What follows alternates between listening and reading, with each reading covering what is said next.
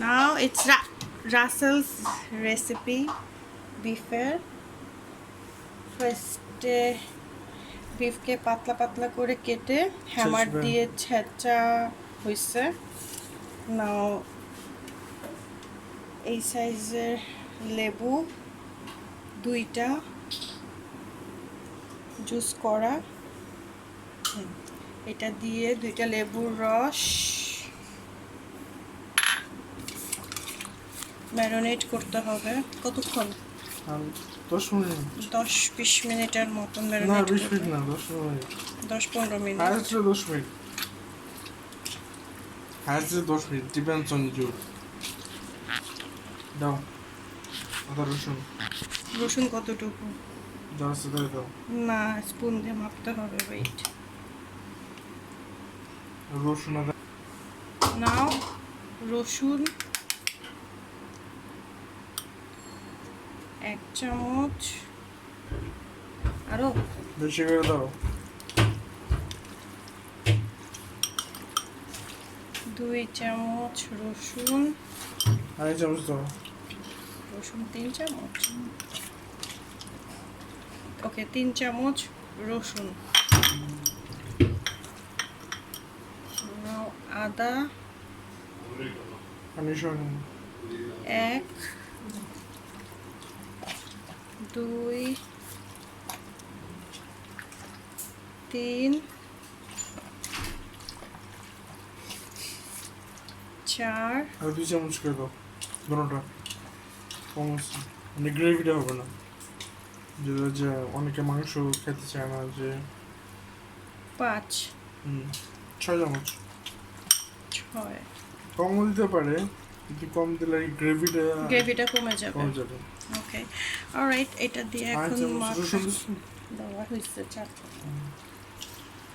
চামচ। ওকে, এখন এটাকে ম্যারিনেট করে 10 মিনিটের জন্য যদি রেখে প্রেস দেবো। করবো রেখেছে ইয়ে রসগুলো যাতে ভিতরে যায়। ওকে, ছিটতেছে।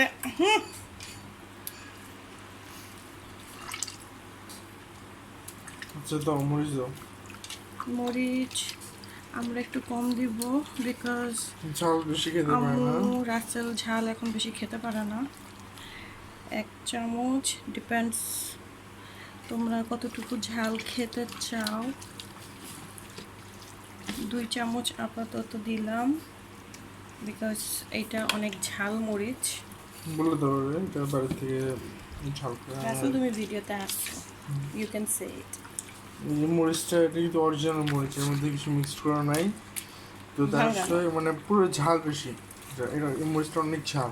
ওকে, এটারে এরকমভাবে অত্যাচার করে এটারে মশলা ফার্স্টে তো লবণ পিটায়া ছেঁচা হয়েছে, এখন এটাকে অত্যাচার করে রাসেল মাহমুদ তার মোটা মোটা হাত দিয়ে এর ভর্তা বানাচ্ছে। লবণ আর ক্যান সি। এবার একে অত্যাচার করা একটু কমছে। কারণ আছে, কারণ মরিচটা একটু কম লাগতেছে। নাও কতটুকু লবণ? 1 চামচ লবণ, বিকজ পানি ছাড়বে, ইটস গুড, পানি ছাড়বে। আদা রসুন দুটি আলু দাও, কম হয়ে গেছে।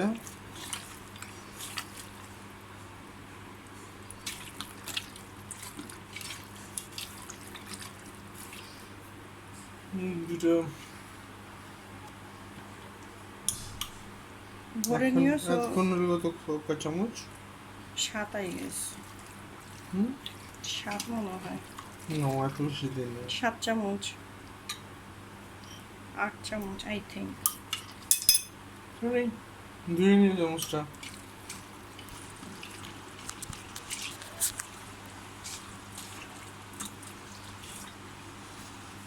এখানে 1 চামচ রসুনও দেওয়া হচ্ছে। কেন ওদের কিছু কিছু দাও, কিছুই দিচ্ছি না, that's why.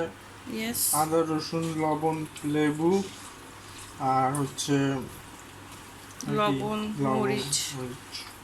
nothing else. It's ডান। এখন 10 মিনিটসের জন্য ম্যারিনেটে যাচ্ছে।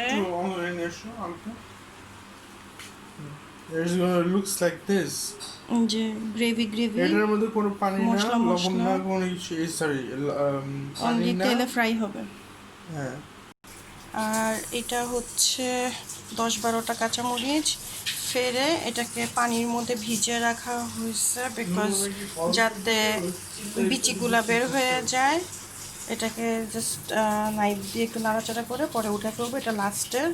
সো এটাকে 10-12টা কাঁচামরিচ, ইটস ডিপেন্ডস অন ইউ, তোমরা কয়টা চাও, ফেরে পানিতে ভিজিয়ে রাখবা, জাস্ট বিকজটা বিচিগুলো যাতে রিলিজ হয়ে যায়।